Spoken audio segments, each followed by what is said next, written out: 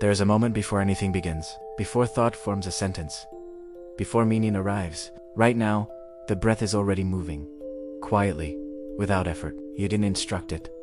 You didn't plan it. Air enters, air leaves, and the body keeps adjusting itself in small ways you rarely notice. Time feels like it's passing, yet when you try to point to time, there is only this moment being noticed. I'm not trying to explain anything yet. I'm just sitting with what's already happening.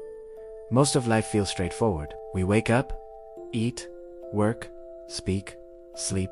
Breathing sits in the background of all of it, so familiar that it barely registers. We say, "I'm breathing," as if it is say an action we're performing. But have you ever noticed how everything shifts when the breath changes?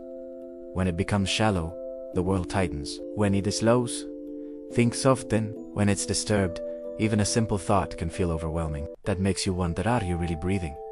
Or is breathing happening and you're aware of it?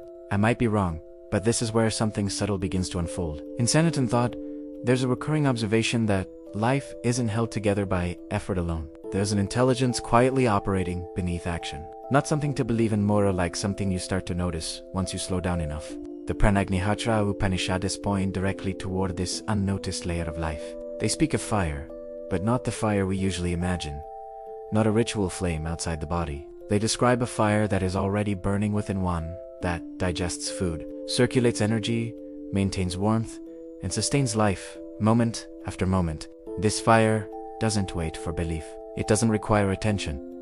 It works whether you acknowledge it or not. Food enters, breath moves, heat distributes, and energy flows, all without instruction. Think of it like a city at night. Lights turn on and off. Systems regulate themselves. Power stations hum, while most people sleep. The city doesn't need constant supervision to remain alive. In the same way, something within you is constantly at work.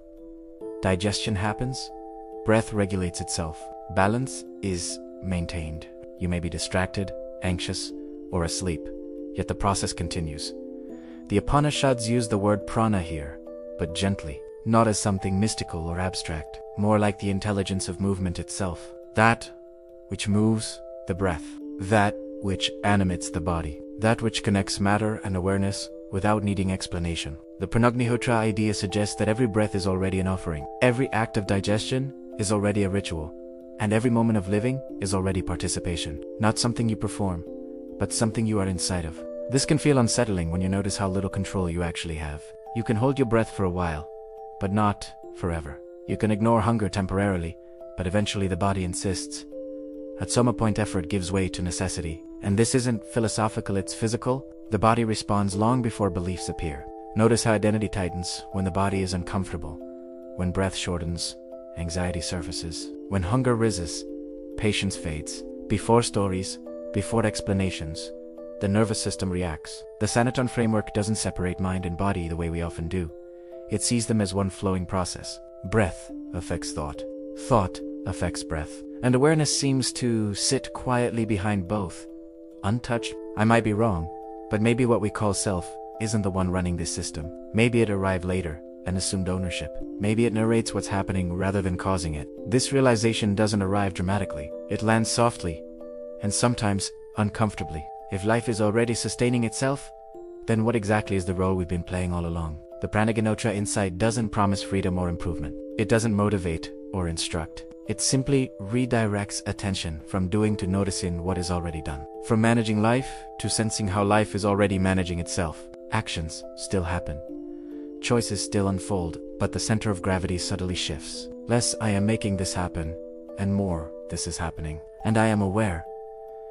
And if this video found you in a moment where breathing feels heavy or life feels demanding, maybe noticing this is enough. No correction is required.